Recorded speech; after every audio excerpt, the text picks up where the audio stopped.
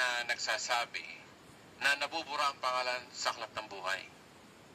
Kasi for example, ikaw ay nakakilala sa Panginoon, then after a few decades, ay nag-backslide ka at inabutan ka ng kamatayan, may nagsasabi na hindi yan ligtas kasi nung nag-backslide siya, nabura ang kanyang pangalan sa aklat ng buhay. Nakakarinig na ho ba kayo nun?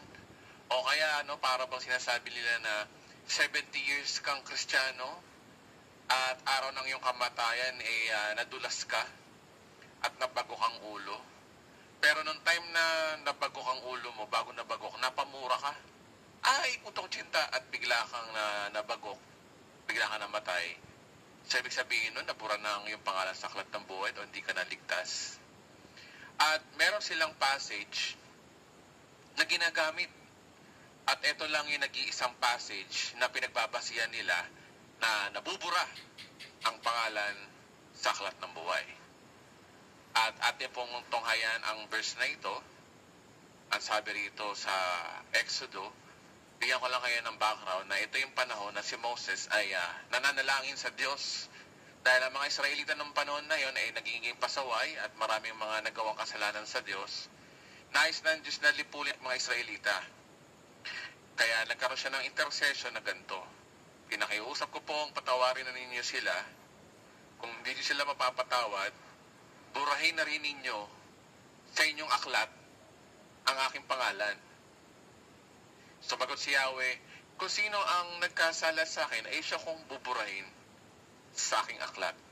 So, ito yung Old Testament passage na ginagamit at pilit ini-insert sa New Testament o Covenant para sa mga believers. Ang verse na ito ay ginagamit para i-convey na mayroong chance na mabura ang pangalan mo sa aklat ng buhay. Ang problema, wala pong binanggit dyan na Book of Life. Ina-assume nila na ang tinutukoy na libro dito o aklat dito is aklat ng buhay. Pero for the record, wala naman pong mention na Book of Life. More on assumption sila. Nag-a-assume sila na yung aklat dyan is Book of Life o aklat ng buhay. Pero kung balik-baliktarin mo, hindi naman nakalagay na aklat ng buhay. At narinig po yan natin sa mga ibang nagtuturo din minsan o sa, let's say, mga name it, mga pastor minsan, na malapit na mabura ang pangalan niya sa aklat ng buhay. O kaya, backslider yan, kaya nabubura na ang kanyang pangalan sa aklat ng buhay. Sabihin, paano niya nalaman? Nakita niya ba yung libro? Ba?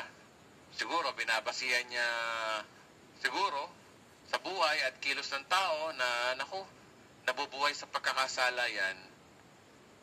Dating born again niya na naging drug addict na ngayon o kaya pumatol sa ibang asawa. Kaya nabubura na ang pangalan yan sa aklat ng buhay. So mamaya ipapaliwanag ko ito based on sa Hebrew text. Ito po muna yung tanong natin. Nabubura ba ang ating pangalan sa aklat ng buhay? At yan po ang dapat nating sagutin at dapat nating pagtuunan muna ng pansin. Naniniwala ako kasi, naniniwala ako na bago mo masagot yan ng legit, kailangan mong i-address muna itong unang tanong na ito. Kailan ba sinulat ng Diyos ang ating pangalan sa aklat ng buhay? Dapat malaman muna kung kailan. Kasi mas legitimate na malaman mong nasulat muna bago mo maisip na nabura. Kasi mamaya usap tayo ng usap na nabura, hindi naman pala naisulat. Nagets nyo ba? So dapat ma-establish muna natin kung nasulat ba bago mo malaman kung nabura nga. At itong topic na ito mga kababayan ay napaka-essential kasi this is about the security of our salvation. At yung security na to ay napaka-importante. Alam niyo po, bigyan ko kayo ng halimbawa. Even psychological po, people who are secured perform well. Ano ibig mo sabihin? Bigyan kita ng halimbawa. Halimbawa, kami yung dalawa ni Kaisel, ng asawa ko. Feel secured ako sa kanya. Alam niyo kung bakit? Kasi alam kong mahal niya ako. Nasubukan ko siya ng maraming panahon. Iniwan niya ang kanyang mga magulang, ang kanyang buhay sa probinsya, sumama sa akin at nagpakasal sa akin. At ngayon, nakikita ko na siya nananatili pa rin sa akin. So ako naman feel secured. Kasi, alam kong mahal ako ng taon to, kaya nagpe-perform ako well. So I perform well. Tatrabaho ko para sa kanya, gusto niya patapusin ng pag-aaral, binibigay ko yung buhay ko sa kanya, minamahal ko siya. Kasi bakit? Masaya ako dahil alam ko, secured ako sa kanya. So ganun din sa mga magulang, no? Na kapag alam nila na ang anak nila ay hindi loko-loko at hindi nagsasayang ng tuition kapag nung pinag-aaral nila, they perform well. Natrabaho yung mga magulang para pag-aralin nila yung anak nilang matino kasi alam nila na ito ay magtatapos sa pag-aaral at may tiwala sila dito. So, yun ang kaakibat na kapag may sigurado ka sa isang tao, you perform well. So, ganun din ang Diyos. Gusto ng Diyos na dapat ganun din ang klase ng relasyon ang gusto niya mangyari sa atin. And God wants us to be secured by His love na walang alinlangan o pangamba, na hindi ka lumalakad sa alambre, na isang pagkakamali mo pa lang, bura na kagad ng pangalan mo sa aklat ng buhay. Ayaw niya hindi ganun ang Diyos. So, let us declare a prayer for this teaching. At tayo po'y manalangin. Panginoon, kami po ay lumalapit sa iyo. Tulungan mo kami, Panginoon, na maunawaan ang iyong salita. At bigyan mo kami ng pangunawa, buksan ang aming puso't isipan. At salita mo lamang ang marinig, hindi ang salita ko, Panginoon. At matapos ang teaching na ito, Panginoon, na maliwanagan kami sa iyong salita. Maraming salamat po sa pangalan ni Jesus. Amen. So, ang pinaka-legitimate way kung kailan naisulat ang ating pangalan sa aklat ng buhay ay pag-aralan yung tinatawag na the doctrine of predestination. At meron bang verse na nagsasabi about sa doctrine of predestination? Meron ho bang sinasabi? Ito ay matatagpuan sa Revelation chapter 13 verse 8 o Pahayag 13 verse 8 sa Tagalog. Bigyan ko kayo ng heads up, no? Ang Revelation o Pahayag na libro, last book of the Bible po yan. Yung libro na po yan ay about sa last days. Ito yung literal na mangyayari sa loob ng 7 years Great Tribulation. So, sabi rito, no? Pahayag 13 verse 8, magandang balita version, sabi, sasamba sa kanya ang lahat ng mga nabubuhay sa ibabaw na lupa, maliban sa mga taong ang pangalan ay nakasulat sa aklat ng buhay. Kailan daw? Magmula pa ng likhain ang sanlibutan. Kanina may-ari yung libro. Ang aklat na ito ay iniingatan ng korderong pinatay. So maliwanag dito na meron na palang sinulat at nakasulat sa aklat ng buhay ang mga pangalan. Kailan daw sinulat? Magmula pa daw ng likhain ang sanlibutan. Di ba? At meron din mga hindi sinulat. Pahayag 17 verse 8. Sabi dito, ang halimaw na nakita mo ay buhay nung una, ngunit patay na ngayon, muli itong lilitaw buhay sa bangin napakalalim at tuluyan mapapahamak.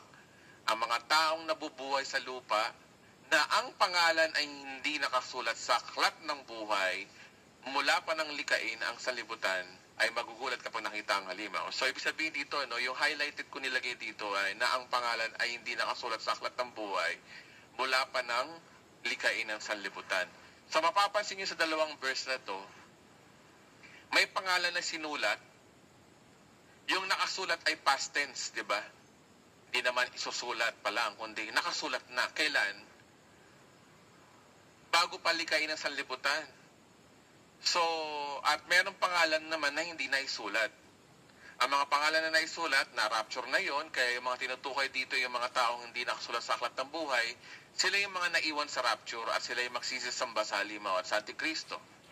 So, just want to inform you guys na ayon sa Genesis chapter 1 verse 1, God is not subject and God created time, space, and matter. So, hindi siya saklaw ng oras natin. Kaya, from eternity past, sinulat niya na ang pangalan ng mga taong pinili niya. Doon tayo magsisimula, sa pinili niya muna. So, ang Diyos pala ay hindi nagsusulat ng pangalan ngayon. Kundi sinulat pala ito noon pa, bago palikain ang sangkatauhan. So ano po bang nauna, mundo o tao? Mundo. Sa makatuwid, wala pang tao, wala pa si Eva at Adan, meron ng Book of Life.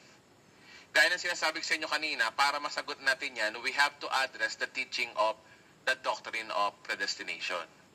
By the way, gusto kong ipaalam sa inyo na the reason bakit kami mga Greek na yan, kasi nga, ang Biblia ho, originally, yung Old Testament and New Testament, merong original yan na lengguwahe. Ang original sinulat ang Old Testament ay sa wikang Hebreo at ang New Testament naman ay sa wikang Griego or Greek. Kaya para malaman mo yung totoong meaning na ginamit do sa verse na yon, tingnan mo yung original nun, original na word na ginamit doon. Ang predestination na binabanggit sa Biblia, na which is 6 times lang itong ginagamit sa New Testament Greek. At every time na ginagamit ito lang ang meaning, wala siyang ibang meaning. At ang meaning na to ay ang predestination or ang Greek word nito ay prorizo, means to predetermine or to decide beforehand or decreeing from eternity. Ibig sabihin na nanumpa na ang Diyos mula sa eternity, sa walang hanggan, sa nakaraang eternity, or foreordain, nagtalaga na siya, o namili na siya, or appoint beforehand, ibig sabihin nagtalaga na siya bago pa mangyari. So yun po ang meaning ng predestination sa mga verses. At ang the doctrine of predestination, sa madaling salita, is a biblical teaching that God predestines certain events and people to accomplish what He so desired. Sa makatuwid, bago ka pa ipinanganak, naitakdanan ng Diyos kung ang pangalan mo ay naisulat o hindi. Diba? So, ang Diyos pala ay sumulat na noon pa. Sinulat na yung pangalan at pinili niya. So, ang tanong kasi dito, no, ano ba ang basihan ng Diyos para isulat ang iyong pangalan sa aklat ng buhay bago palikayin ng mundo? Diba? Nakakapagtaka, no? Kung noon, sumulat na siya, mayroong sinulat at mayroong di naisulat at naisulat to bago pa likain ang mundo. Ngayon ang tanong, ano ang basihan niya? Diba? May favoritism ba talaga si Lord na kung sino lang yung napili niya, yun lang maligtas, o nag-mini-mini minor mo lang siya, o nag-play lang siya ng dice, o nag-karakos lang siya kapag tao, ibon, ganun ba ang Diyos? O meron talaga siyang basihan kung sino yung maliligtas? Ang problema kasi dito, ano ang basihan niya ng pagsulat? Kasi sa isang side, may mga extreme na nagsasabi na, ay, it is a sovereign choice of God. Kaya kung ikaw ay pinili, swerte ka. Kung di ka napili, sorry na lang. Ganyan talaga ang buhay, may pinipili o merong hindi napipili. Ganun ba yun? So ngayon, kung ganito po ang ating basihan, parang merong binabiolate na verse sa Biblia.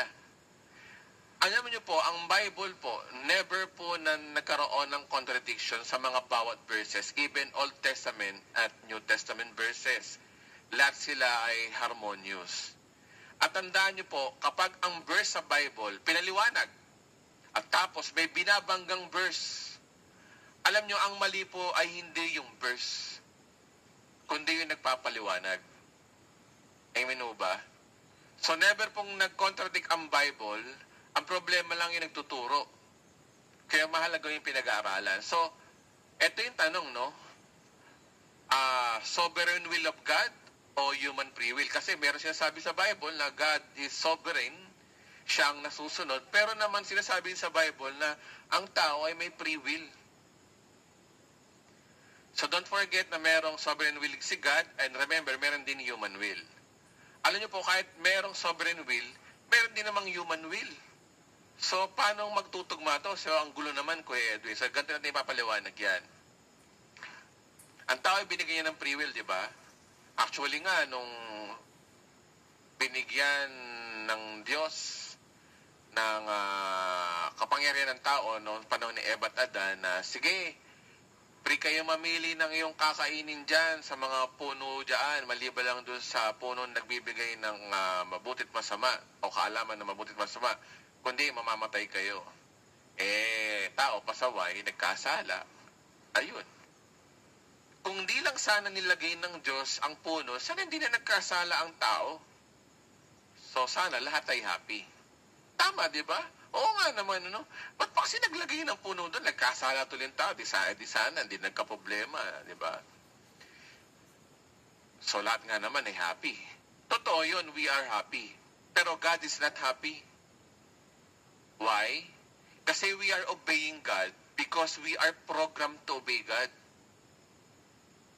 Parang robot lang na nakaprogram na sumunod sa Diyos. Eh, gusto kasi ng Diyos, binigyan niya tayo ng free will to choice. Dinesign ng Diyos ang tao na meron pong desisyon, merong will na mag-isip kung ano po ang tama at mali. Kasi nga ang tao ay ginawa ng Diyos ayon sa kanyang wangis, ayon sa kanyang larawan. Na kung ang taang Diyos ay may will o may sovereign will, ang gusto rin ng Diyos ay yung tao magkaroon ng free will. Kaya yun ang dahilan. Eh nakakita na ng Diyos yun. Kaya we have choices. At ang choice na yun ay isang beses lang niya pinahintulutan. Alam niyo, merang tayong choice na sitwasyon sa buhay minsan, di ba? Na ito, you have choice. Ganito ba gagawin mo? Ganito gagawin mo. Pag pinili mo yun, hindi niya na pahihintulutan ulit mangyari yung sitwasyon na yun. Bibigyan ko ng halimbawa. Si Eva at Adan uli.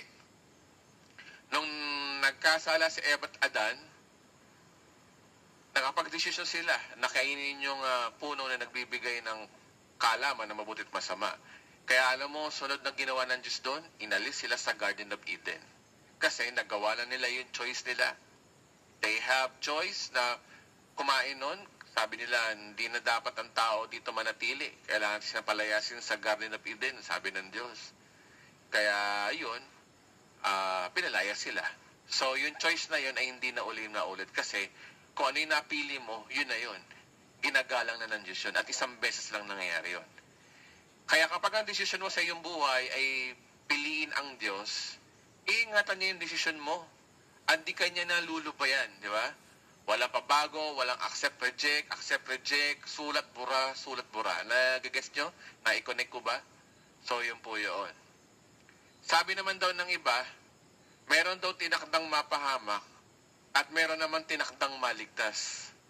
Totoo ba ito, Brother Edwin, na meron bang daw tinakda? Ito, nakatakda na itong mapahamak eh. Kagaya ng sinasabi kanina, di ba? Sinulat sa pangalan sa aklat ng buhay bago pa likay ng sanlibutan. At meron namang hindi na isulat. So, meron doon tinakda na mapahamak, merong tinakdang maligtas. Totoo ba to? Na may tinakda na ang Diyos? Basahin nun natin sa 2 Pedro 3 verse 9. Magandang balita version, sabi rito, ano? Basahin nun natin. Sabi dito, ano? Ang Panginoon ay hindi nagpapabaya sa kanyang pangako gaya ng inakala ng ilan. Hindi pa niya tinutupad ang pangakong iyon alang-alang sa inyo. Binibigyan pa niya ng pagkakataon ang lahat upang makapagsisi at tumalikod sa kasalanan. At tinan yung highlight dito, sapagkat hindi niya nais na may mapahamak. Oh, inuulit ko, no? Sapagkat hindi niya nais na may mapahamak.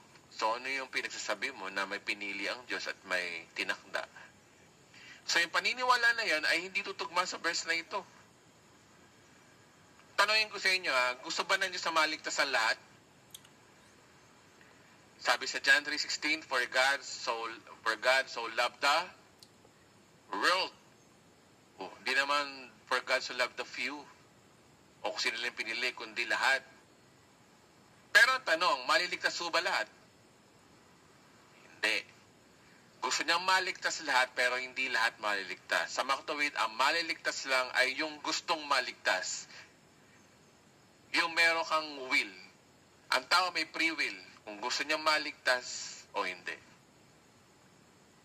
Kung mapapahamak ang tao for the record na pupunta lang sa impyerno yung pinili o i-reject ang kaligtasan ng Kristo, dinala niya ang kanyang sarili sa impyerno at hindi ang Diyos.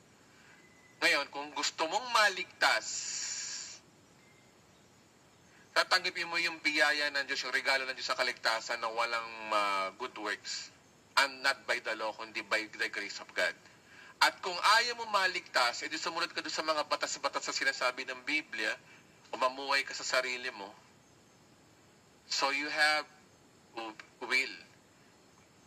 and God's sovereign will. Ngayon, ano ba pagkakaiba nito? No? Sige, solusyon na natin. Sabi, merong mga kilalang tao nung araw ng 15th century, they are the great preacher ng mga Protestantism, ang grupo ng Calvinism at mga Arminianism. Ang Calvinism ay pangunguna ni John Calvin at si Jacobus naman Arminius ay Arminianism. Sabi ni John Calvin, mga supporters niya, God chooses the believer. At ang sabi naman ng mga Arminians, no, the believer chooses God. Itong dalawang ito ay pinag-aaway ng ibang mga theologians na no, ang sabi ni John Calvin, God is sovereign, so we have sovereign choices of God. Ang sabi naman ng mga Arminianism, hindi. Ano yun? Mayroong free will ang tao. So the believer chooses God. Ano yung kakalat ka rin ka ng Diyos sa langit kung ayaw naman ng tao? Diba? Sabi diba sa Bible, sa Revelation, na ang sino mga uminom ng tubig na nagmumula sa bukal ng buhay ay free na uminom.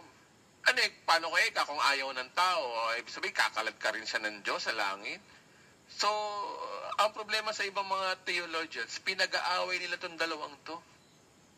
So, ano ang tama? God's sovereign will or human will? Ang sagot ay pareho naman talaga silang tama. So all we have to do is to harmonize them by this statement. So sino ang tama ngayon? Si John Calvin o si Jacobus Arminius? Ang tama ay si Edwin. Charot. Hindi. Ang tama yung sinasabi mismo ng Bible. Ano ba sinasabi ng Bible? Ang sabi dyan, no, para ma-harmonize silang dalawa, God chose whom God foreknew. They will choose Him. God chose whom God foreknew. They will choose Him. Para mas malinaw, Tagalogin natin. Pinili ng Diyos yung mga alam ng Diyos na pipiliin siya. Inulit ko, pinili na ng Diyos yung mga alam na pipiliin siya. So anong basihan ng magpili ng Diyos? So magitan ng pagkakaalam kung sino yung pipili sa Kanya. Ibig sabihin, babase siya doon sa desisyon mo ngayon. Ibig sabihin, si God from eternity past, halimbawa, 7,000 years ago, nakapag-desisyon na siya. Kasi bakit? Di ba pwedeng makita ng Diyos yung dulo ng buhay mo? Na sa year 2015, 80, ay tatanggap tong si Brother Edwin. So nakita na ng Diyos yung kaduluduluhan ng buhay mo. At dahil nakita na ng Diyos ang kaduluduluhan ng buhay mo, pwede na ba siya mag-desisyon kung susunod ba niya ang pangalan mo sa aklat ng buhay? Di ba? Tama ho ba? So ngayon, nakapili po ba ang Diyos? Kasi nakita na ng Diyos yung magiging desisyon mo in the future. At nakapili po ba ang tao? Kasi sa panahon na yun, pinili mo ang Diyos. So silang dalawa ay parehas tama. All you have to do is to harmonize them. Kaya nga pinili ng Diyos yung mga alam ng Diyos na pinipiliin siya. So biblical ba yung sinasabi mo, Edwin? Opo, biblical po yan. Basahin po natin sa unang Pedro 1 verse 1 to 2. Sabi dito, no, mula kay Pedro, isang apostol ni Jesucristo, sa mga hinirang ng Diyos na iba't ibang lalawigan ng Ponto, Galacia, Cappadocia, Asia at Bithynia. Tingnan yung highlight dito. Kayo'y pinili ng Diyos Ama, ayon daw saan? Ayon sa kanyang kaalaman, sa mulat-mula pa. Ibig sabihin, alam na ng Diyos mulat-mula pa kung sino yung magiging Kanya. Alam na ng Diyos ang dulo ng buhay mo kung magpapatuloy ka o hindi. At pag nakita na Diyos sa dulo ng buhay mo na hindi ka nagpatuloy, sa tingin mo, isusulat pa ng Diyos ang iyong pangalan sa aklat ng buhay? Hindi na.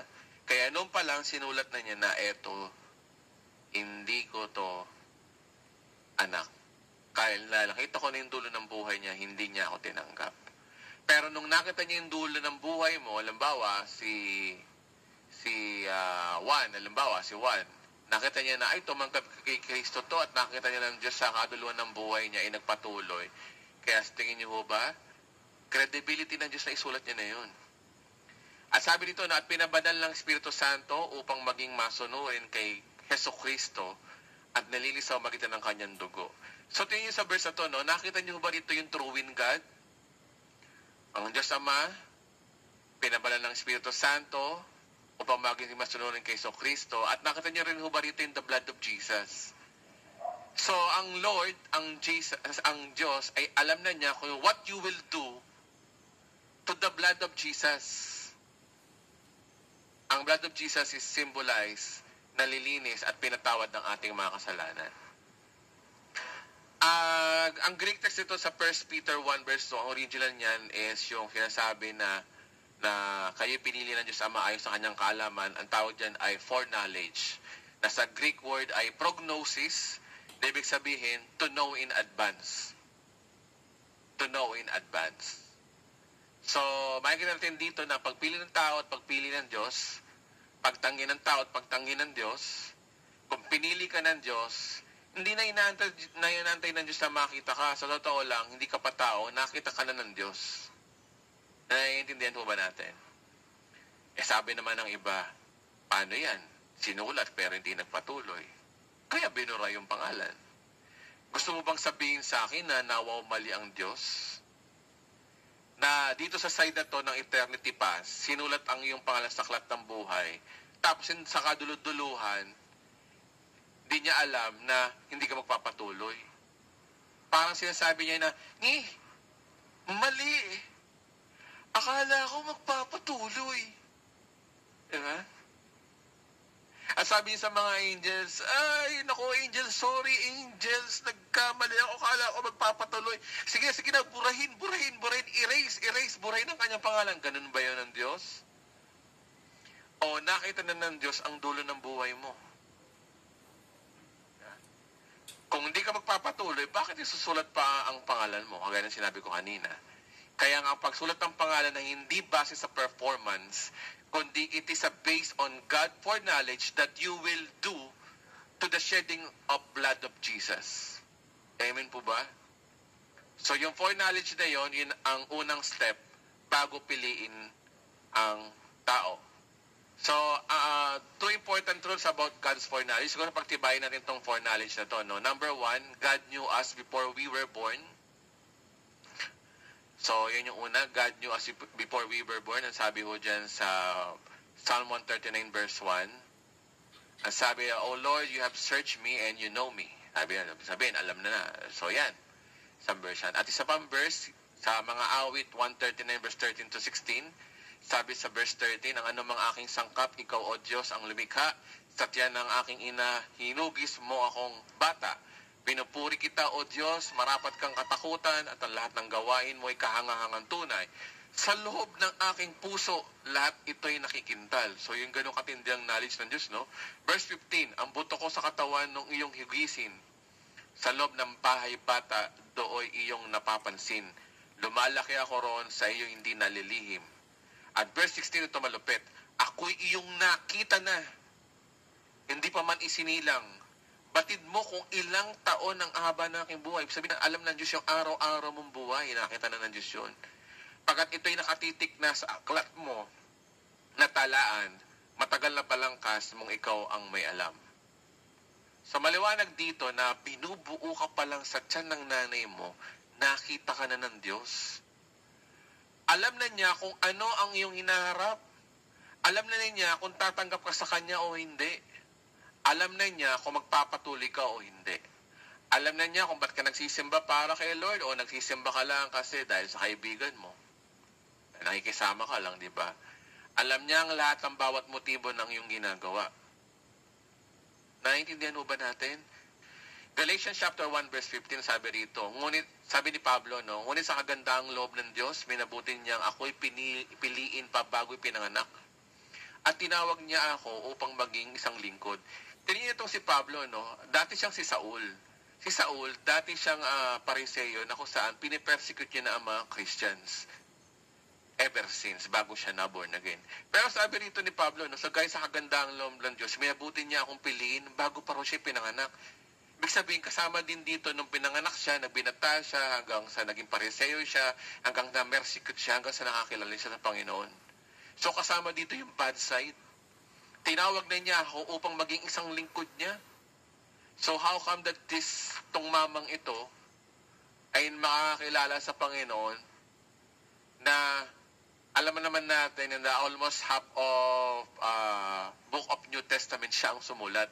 Ito ay si Apostol Paul o si Pablo, di ba?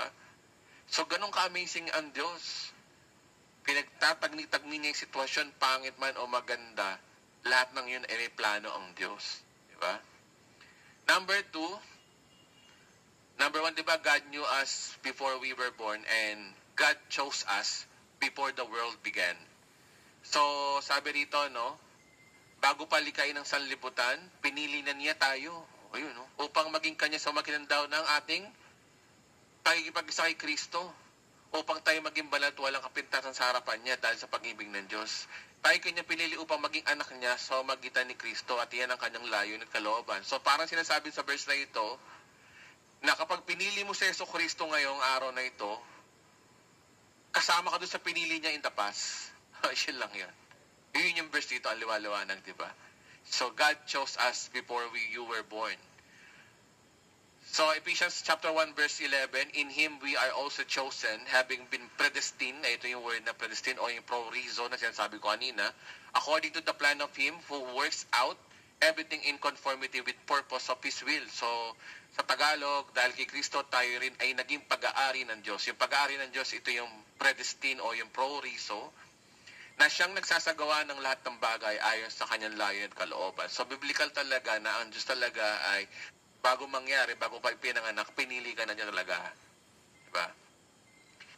Ang sabi dyan, sapagkat mula pa ay alam na ng Diyos kung sino magiging kanya at kanya itong pinili niya upang maging tulad ng kanyang anak.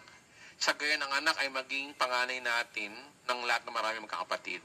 Ang pinili niya ng una ay kanyang tinawag at ang tinawag ay kanyang rin pinawalang sala at ang pinawalang sala ay kanyang binagina ng kanyang kalwalatian.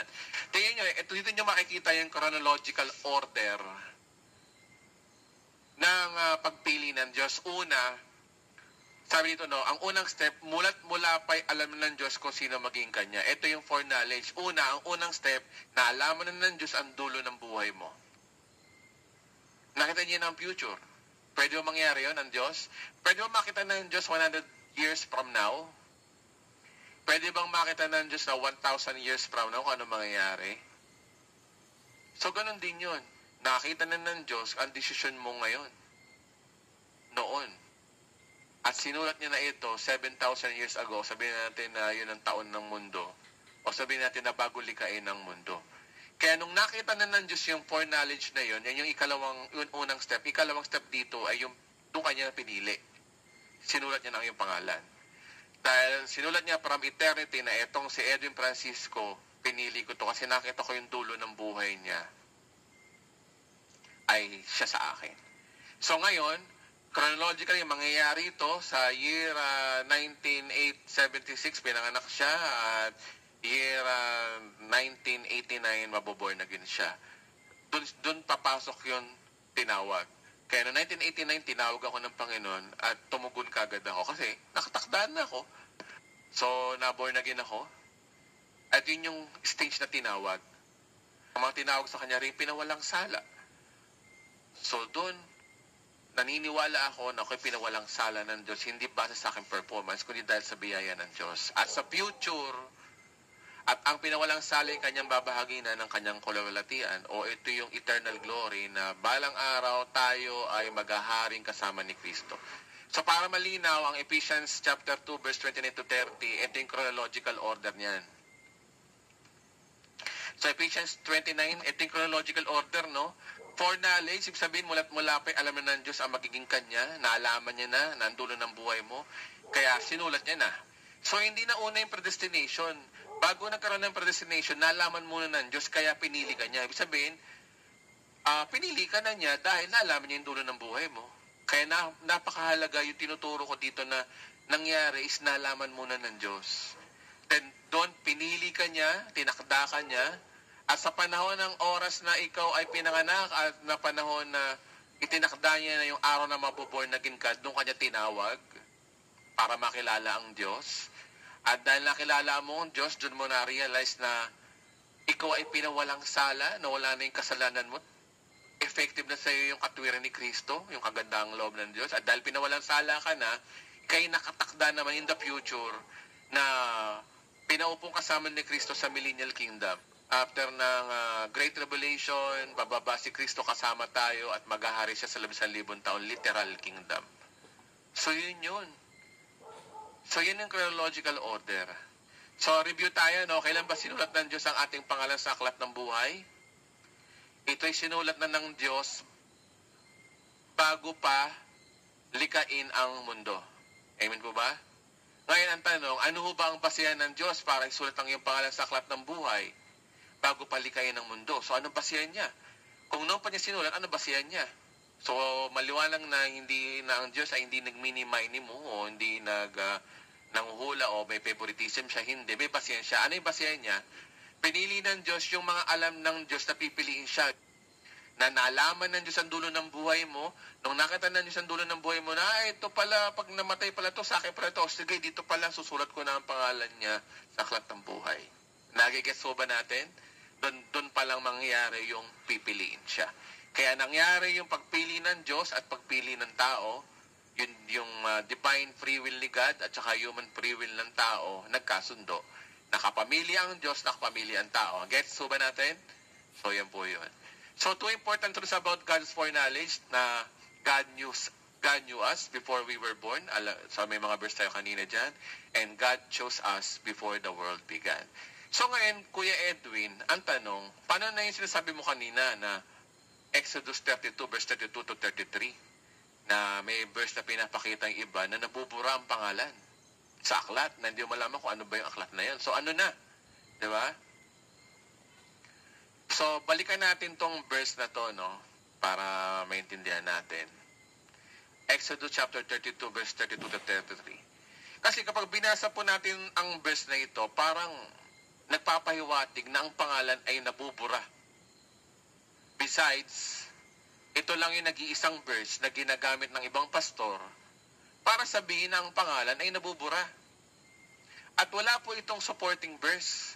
Wala rin po itong other collateral passages. Basahin uli natin, no? Sabi ni Moses, pinapakiusap ko pong patawarin niyo sila. Kung hindi sila mapapatawad, burahin na rin ninyo sa inyong aklat ang aking pangalan. Sumagot si Yahweh, kung sino nagkasala sa akin ay siya kong buburahin sa aking aklat. Or sa English ng NIV, but now please forgive their sin, but if not, then blot me out of the book you have written. And the Lord replied, Moses, whoever has sins against me, I will blot out of my book. So, wag natin pagtalunan kung nabubura o hindi. Malino naman dito na may nabubura, di ba? Pero ang di malino dito, kung ano yung book, di ba? Na sinasabi. Ang problema, hindi rin nila ito na-prove. Sila ay nag-a-assume na ito ay book of life. Eh kahit pa balik-baliktarin mo itong verse na to, eh wala naman sinasabi yung book of life o aklat ng buhay, kundi aklat lang. Wala naman yung may buhay. Diba? Kung ba ay book, eh ito na ay book of life. May nakita ba tayong book of life, diba? Wala. Totoo ho ba na book of life ang binabanggit dito? Para masagot natin yan, babalik tayo sa sinasabi ng mga ibang pastor na hermeneutics. Ano ba yung hermeneutics? This is the only way to resolve that. Tingnan natin yung sinasabing hermeneutics. Merong rules ang hermeneutics na is to interpret according to the correct usage of word. Kailangan malaman mo yung pinaka-original. Eh ano bang original ng Old Testament? Diba Exodus is Old Testament? Ang Old Testament nito is Hebrew word. Tingnan natin kung ano yung Hebrew word ng aklat dito. Diba? Kung sinasabi mo ito ay Book of Life, ang tawag po dyan ay eisegesis. You're only giving meaning of the text. Iba kasi yung sinasabi nila na exegesis, na getting the meaning from the text. Para malaman mo ang meaning the text, titignan mo yung meaning ng words sa original translation, which is yung Old Testament ay sinulat sa wikang Hebreo, di ba? At hindi po tayo magbibigay ng meaning, kundi kunin talaga natin yung meaning ng word na ginagamit ko dito. Amen po ba? So, tingnan natin, ayon sa ating research, at kahit i-check nyo to, ang Hebrew text sa Exodus 32 verse 32 to 33, ang book na sinasabi ron ay, ginamit ay Sefer. Ang Sefer ayon sa Hebreo ay sa tally of record, record of the living, or census. Ibig sabihin, listahan to ng mga nabubuhay.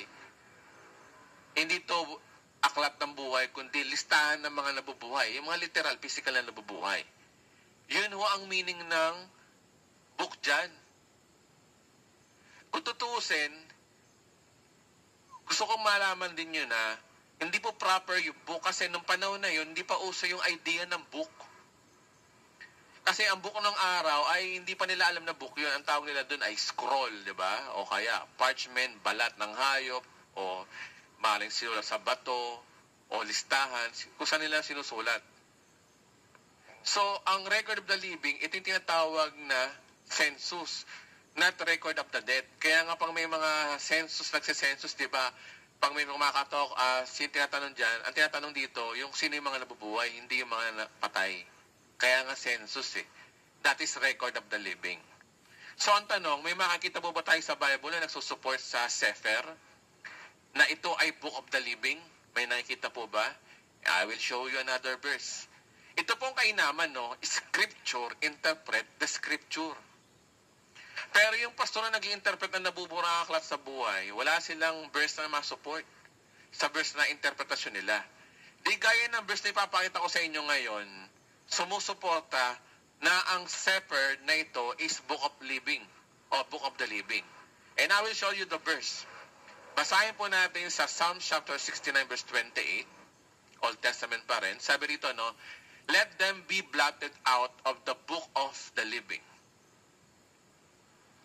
Ayan, lino, book of the living. Eh, ang ginamit dyan na Greek, kung titingnan niya sa Greek, ang ginamit na book of the living dyan, yung book dyan is Sefer. So, ibig sabihin, ang Sefer is book of the living, ayon sa Bible. Sinabi na ng Hebreo, sinabi na ng Bible, na ang Sefer is a book of the living. And not to be written by the righteous. So, sa Tagalog, mapawi nawa sila sa aklat ng mga nabubuhay, o yung Sefer, huwag silang makasama sa matuwid. So, ang pasyan dito is, ang aklat ng mga nabubuhay ay Sefer. Naiintindihan niyo ba? So, ibig sabihin, aklat ng nabubuhay, listahan ng mabubuhay. Parang ganito lang naman yun. Pag tinanggal ka dun sa Book of the Living, o sabihin, parang sinasabi ni Moses dyan na, Panginoon, kung hindi mo rin lang sila patatawarin, mabuti bang patayin mo na rin ako? Pero sinabi ng Diyos, hindi kita sasama kasi yung mga nagkasalan sa akin ang papatayin ko. At actually, yung verse na yon sa Exodus chapter 32 na yon, verse 32 to 33, sumunod po ron, maraming mga namatay. So, physical ang pinag-uusapan doon. So, hindi siya book of life, kundi listahan ng mga nabubuhay. Sabihin, may listahan pala ang Diyos na ito, buhay pa to, ito, papatayin ko itong mga to, yung mga hindi nakalista. Physically. Naiintindihan mo natin? Gusto ko malaman nyo na there's no such any perfect translation. Ang nakakalungkot kasi ito eh. You need to look the original word of the Hebrew. Kasi po ang Bible, ang original po niyan is Hebreo, ang Old Testament, ang New Testament is Greek. After a few decades, nagkaroon ng mga translation, yung tinatawag na Latin Vulgate, tinranslate sa Latin, tapos saka tinranslate sa English. Tapos yung English translate sa Tagalog sa panahon natin ngayon. Ang nakakalungkot, ibang mga nagtuturo, imbis na humukay ng malalim, kumukuha, nagre-reference sa translation. Gusto ko pong sabihin sa inyo na there's no such any perfect translation ng Bible. Kailangan mong bumalik sa Hebreo. Ang okay lang na mag-aral ka na, babasahin mo ang Bible through translation ng English or Tagalog, maganda lang siyang basahin pag devotional purpose. Pero pag doctrinal, you have to look back sa Hebreo, sa original na translation. Again, yung book na yan, nakalala, Book of Life, yung pala, listahan lang pala ng mga nabubuhay. Census pala yun, hindi pala Book of Life. O, di ba? So naligaw na. Yun ang nagiging problema. Kasi may papakita ko sa inyo isang translation, ang translation ng NLT. Pakikita ko sa inyo na mali ang translation dito. Ngayon bakit? Sabi dito sa Psalms chapter 69 verse 28, NLT naman to, sabi, erase their names from the book of life. Pero yung book dito, pero ang nilagay niya, book of life ng New Living Translation. And don't let them be counted among the righteous. So, kahit ba ang translation dito is book of life, pero hindi makakaila na yung book na ginamit dito in original is Sefer. Nagigets nyo? So, hindi ka tiwa-tiwala ang mga ibang translation. So, kailangan mong magbasa ng ibang translation kung gusto mag-aral. Pero kagaya sinabi sa inyo kanina, para lang maintindihan din ng Bible, okay lang, magbasa tayo ng translations ng English. Pero kung doctrinal na, hindi ka dapat bumase doon sa translation, dapat bumase ka sa original text. So, ano ang point of view ko dito sa Exodus 32 verse 32 to 33 na to? Ang sabi, ang una, ang book na sinasabi dito ay hindi po book of life. Napag-aralan natin, di ba? Kung dito ay book of the living, ayon sa original Hebrew text. Pangalawa, ang sitwasyon sa verse na yan ay sa panahon lang ni Moses. Sabi ng Diyos, lilipulin ko yung mga yan. Kaya sabi ni Moses, Panginoon, kung hindi mo sila patatawarin, di kasama mo na rin ako sa malilipol, patayin mo na rin ako. Kaya sabi ng Diyos, sige, yung mga nagkasala sa akin ang papatayin ko o hindi ko sasama sa listanang nabubuhay. Yun yung context po nun. At after nung verse na yon, sumunod na passage, maraming mga namatay. So yun po yun. So sa sitwasyon lang ni Moses yun, hindi sa panahon natin ngayon. At ito pa, hindi ito applicable sa atin kasi ito ay under the law and we are under the grace of God. New Testament po tayo. So ba't mo i-apply yan sa iyo? Kasi gusto ko pong maintindihan nyo, pag nagbabasa tayo ng Bible, alamin nyo muna, dapat inaalam natin kung sino yung nagsasalita at sino yung kausap. Kasi merong sinasabi sa verse sa Bible na ang kinakausap is mga Hudyo. Diba? Diba, Hudyo, sabi, huwag kayong kakain ng pinikting baboy, huwag may kapagtali, kapag tapos ng regla, yun yung Levitico. Hindi mo pwedeng i-apply sa iyo kasi sa mga Hudyo yun. At kung ang hentil naman pinag-uusapan, pag sinabing about salvation, sa mga hentil yun, sa mga unbelievers yun. At meron din naman para sa mga believers about the grace of God, etc., salvation, and you must practice the good works. Yun ay sa mga Christians. So, kailangan i-divide po natin. Hindi ito yung basa-basa may napili tayo, sinabi ng Bible, ito i-apply. Kaya yun po yung nangyari sa ibang reliyon eh.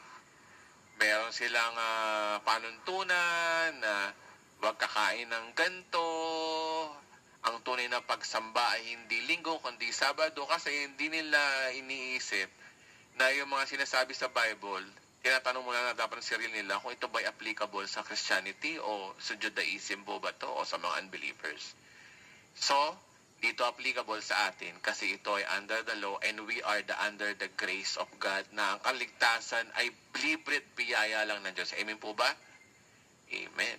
So, ipagpatuloy po natin, no? So, ang tanong, nabubura ho ba ang ating pangalan sa aklat ng buhay? Ang sagot ko dito, no.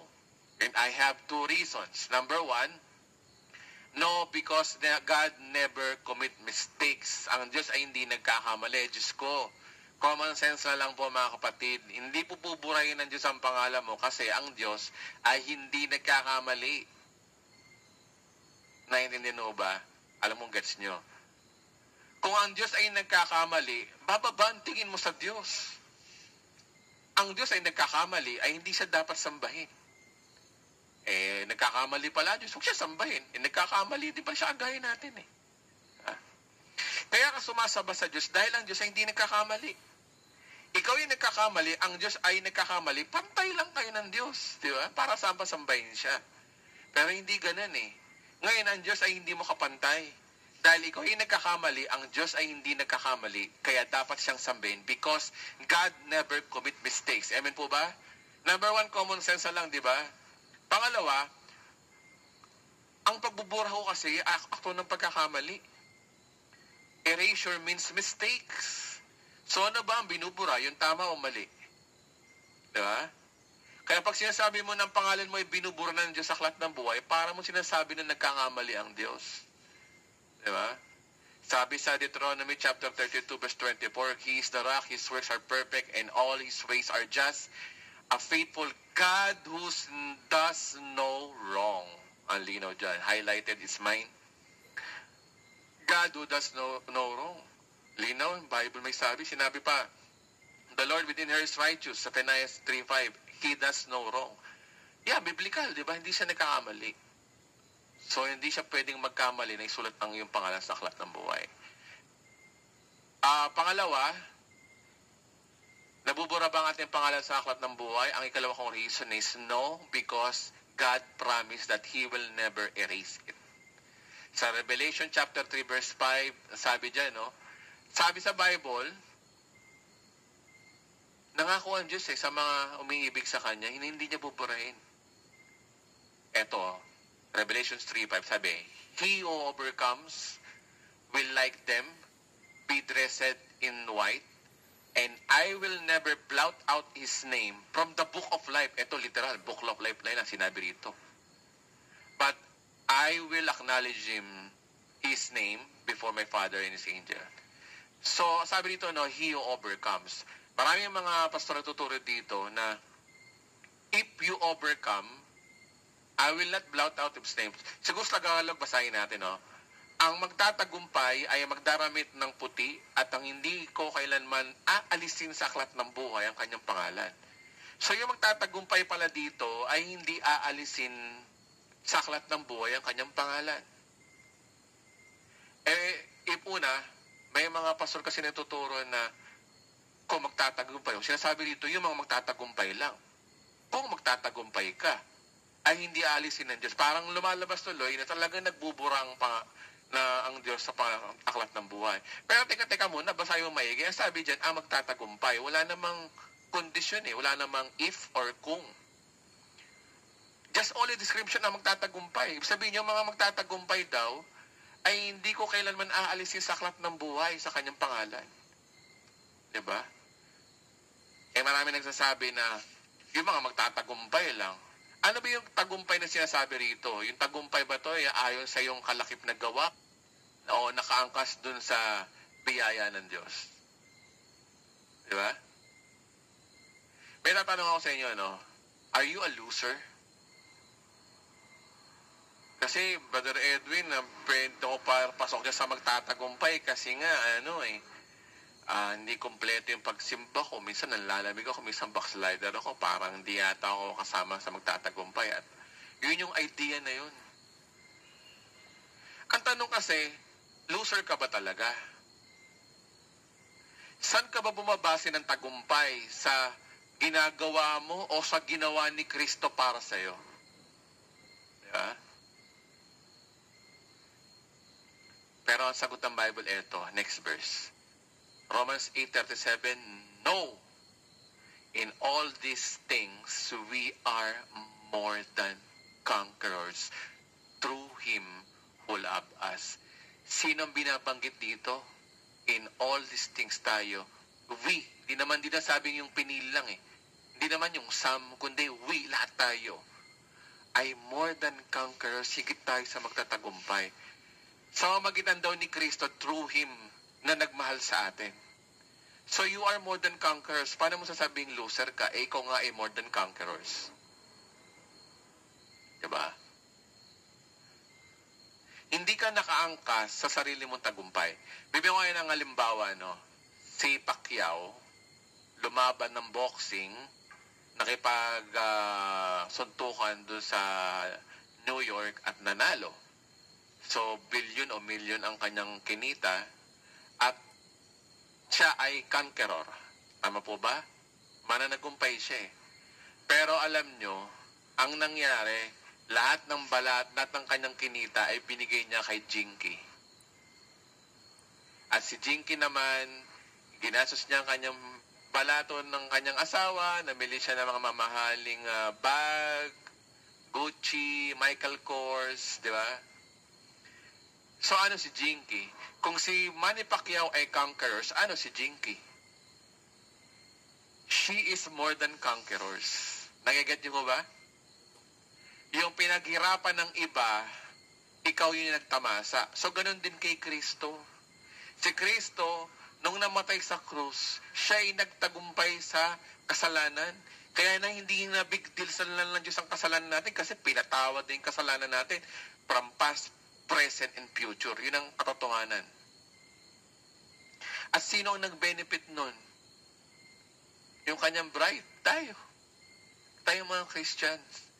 Kaya dyan yung sinabi na we are more than conquerors. So ang tanong, talunan ka ba?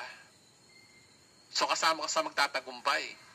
Kasi ang problema kasi, hindi ka nakaangka sa sarili mong tagumpay, kundi ikaw ay nakaangka sa tagumpay ni Kristo. Kaya hindi ka talunan. Kaya ikaw ay magtatagumpay. Ang problema kasi sa ibang mga pastor, ang tinuturo, nakaangka sila doon sa may biyaya nga, pero may halong good works. Pero dito hindi. Yeah? Kapag ikaw, ang iyong tagumpay ay nakaangka sa sarili mong gawa, hindi ka magtatagumpay. We are filthy rags sa harapan ng Diyos. Pero kung ikaw ay nakaangka sa tagumpay ni Kristo, you are more than conquerors. Amen po ba? Linawin pa natin, isa pang verse, sabi dito na magpasalamat tayo sa Diyos sapagkat tayo, sino daw? Binigyan niya ng tagumpay. So, magitan doon nino ng ating mabuting gawa ba? Hindi. In Christ alone ng Panginoong Jesucristo. Oh, balikan natin yung verse kanina. Ang magtatagumpay ay magdaramit ng puti at hindi ko kailanman aalisin sa aklat ng buhay ang kanyang pangalan. So, sino yung magtatagumpay dito? Yung nakaangka sa tagumpay ni Kristo. Tayo yun. Pero kung tingin mo sarili mo ay ginawa ni Kristo is not enough, sorry na lang, baka hindi ka magtagumpay, baka hindi ka kasama ron. Pero kung tinatanggap mo si Kristo na siya lang ang nagbayad ng kasalanan mo at ikay tagumpay at you are more than conquerors. Amen po ba? Amen.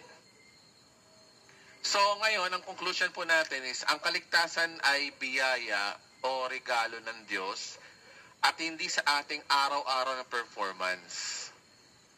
It is a full grace ang stand natin dito. Pag sinabing full grace, walang half grace, walang halong works, kundi ibig sabihin, lahat tayo kinawaan lang ng Diyos. Alam niyo ho ba, kung meron tong halong konting works, marami sigurong mayabang sa langit. Pag tayo namatay at nakita tayo sa langit, marami magyayabang, kung bubuti na lang, nagpatuloy ako sa Panginoon, nabuti na lang, nag-church ako, nagpastor ako, kaya na yun, sigurado yung kaligtasan ko. Lalo na yung mga mayayaman, buti na lang, nagbigay ako ng mga donation, lalo ng panahon ng pandemic, kaya, ayun, nakarating ako dito, kawawa yung mga mahihirap. O lalo na doon natin sa panahon at sa atin, sa mga Kristiyano, buti na lang, nagtatides ako sa Lord, o buti na lang, gumawa ko ng mabuti, kaya ako pinagpala na Lord, hindi ako pinapalo, kaya ayun, napunta ako sa langit. Pero ang linaw nga sa Ephesians 2:8-9, you are saved by faith, you are saved by grace through faith, and anyone should boast. Walang pagmamalaki sino man. Kaya wala tayong pagmamalaki. Gagawa ka ng bagay na kalugod-lugod sa Diyos, hindi. Hindi nalulugod ang Diyos sa'yo. Kaya lang nalulugod ang Diyos sa'yo dahil kay Kristo. Nakikita ng Diyos si Kristo sa'yo. Alam niyo ba yung divine exchange nung namatay si Jesus Christ? Si Jesus Christ, ito ikaw. Si Jesus Christ banal, ikaw makasalanan. Nung namatay sa krus si Jesus Christus, nagpalit. Si Jesus Christ ay naging makasalanan nung nakapako sa krus sa mata ng Diyos. Kaya nga siya talilikuran. Kaya nga sabi ng Diyos ni Jesus Christ, Ama, ba't mo ko pinabayaan? Kasi nung panahon na yon, nagpalit na ang tao. Nagpalit na. Ikaw na makasalanan, yung katangian ni Kristo sa iyo, tapos yung kasalanan mo, inako niya yon at namatay. Nagtagumpay siya. Kaya ngayon, sa harapan ng Diyos, banal ka na. Amen po ba? So, hindi ka talunan. So, rejoice. Your name is written in the book of life, ang sabi dyan. However, do not rejoice that the Spirit submitted to you, but rejoice that your names are written in heaven. Sabi ni Jesus sa kanyang mga apostol, huwag kayong magalak dahil ang mga masamang spirito ay nag-aalisan dahil sa inyo, kundi magala kayo kasi ang inyong pangalan ay nakasulat na sa langit o sa aklat ng buhay. So, next discussion po natin is, kung hindi nabubura ang ating pangalan sa aklat ng buhay ay sa kanyang biyaya, patuloy pa rin ba tayo magkakasala? Iyon, ang malupit. At next meeting po natin to, kasi Romans 6.1, no, sabi, ano ngayon, sasabihin natin, patuloy pa ba tayo magkakasala upang sumagana sa atin ang biyaya ng Diyos? Di ba? Alam niyo po, ang genuine Christian, kaya nga sabi sa akin ng asawa ko, Edwin, may turo yan. Kasi pag tinuro mo na ang kasalanan mo ay pinatawad ng Diyos from past, present, the future, aabusuin nila ang Diyos. Tandaan niyo to, no? Ang genuine Christian na tumanggap ng biyaya ng Diyos is this. Ganito na lang. Nung si Mary Magdalene ay babatuin ng kamamatay, pero sinabi ni Jesus Christ, kung sino man mga hindi sa inyo nagkakasala o siyang unang bumato, isa-isa nag-alis sa niya mga Pariseo, walang bumato. Kaya nung sinabi ni Jesus Christ kay Mary Magdalene, ako rin hindi kita babatuhin, pero go and sin no more. So ang payo ni Lord, tumanggap ka ng biyaya, kaya go and sin no more. Kaya tinan nyo, in the last part, di ba, si Mary Magdalene, kung naglagay ng pabango sa paayanan ng Jesus Christ, dahil natanggap niya yung biyaya ng Diyos eh. Kahit gano'n siya kasamang babae. Tinupad niya yun, go and sin no more. Ang fake Christian, imbis na go and sin no more, sila yung mga go and sin pa more. So, alin ka doon? So, yun yung i-discuss natin sa susunod. Maraming salamat po. God bless you po sa mga nakikinig.